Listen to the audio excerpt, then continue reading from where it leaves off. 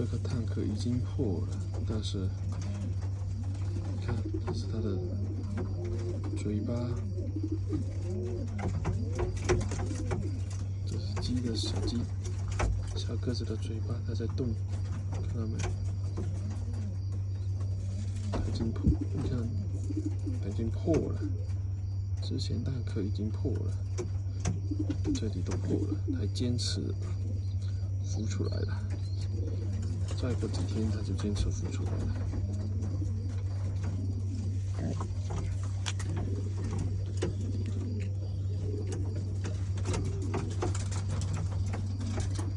我以为要拿去丢掉了。